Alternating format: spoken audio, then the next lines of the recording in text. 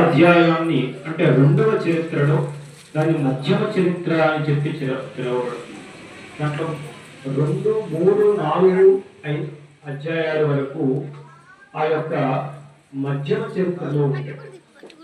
ఆ యొక్క మధ్యమ చరిత్రలో ఉన్నటువంటి ఆ యొక్క 3 అధ్యాయాలు మహాలక్ష్మి స్వరూపంగా భాషలు. అంటే లక్ష్మీ వైభవం ఎలా ఉంటుందయ్యా అంటే మనకి కీర్తి రూపంలో, ధన రూపంలో, మనకి వైభవం రూపంలో ప్రకటితం అవుతుంది. అమ్మవారు మనకి ధనాన్ని మాత్రమే మనం కోరుకుంటూ ఉంటాం. లక్ష్మి అంటే ధనమే అనేటువంటి ఒక భావనలో ఉంటాం. అది కాదట. లక్ష్మి అనేక స్వరూపాలుగా ఉంటుంది. మనకు ఆరోగ్యం ఉండడం కూడా లక్ష్మి, పాడి పంటలు ఉండడం లక్ష్మి, మనకి కీర్తి ప్రతిష్టలు ఉండడం లక్ష్మీ స్వరూపం.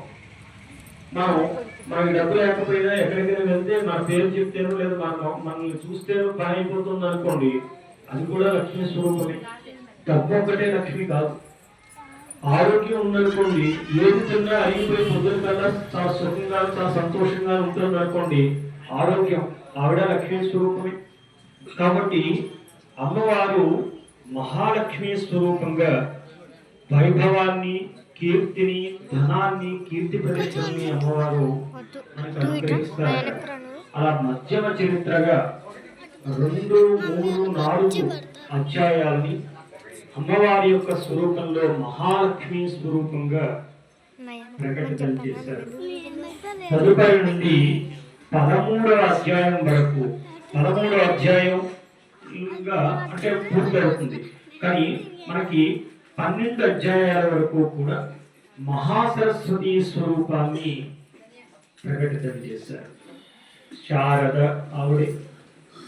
ఏది సారమో అది శారద. అంటే ఏది సారం అంటే ఈ జీవనంలోకి మనం ఈ జీవితంలోకి వచ్చిన తర్వాత ఇదే జీవితంగా ఒక మాయలో ఉండి మనం మన జీవితాన్ని గడిపేస్తూ ఉంటాం. మన చుట్టూ మనం చూసేది మనది అని అనుకుంటూ ఒక మాయలో ఉండి గడిపేస్తూ ఉంటాం.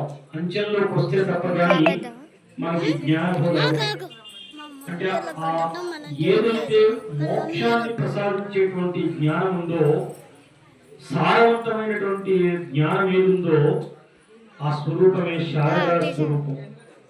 అలాంటి స్వరూపంగా అమ్మవారి సరస్వతిగా ఆ యొక్క 5వ అధ్యాయం దగ్గర నుంచి 12వ అధ్యాయం వరకు కూడా సరస్వతి స్వరూపాన్ని పేర్కొన్నారు. అందుకనే మహాకాళి, మహాలక్ష్మి, మహాసరస్వతిగా ఆ యొక్క చండీ పారాయణంలో ఉన్నటువంటి 3 దేవతల్ని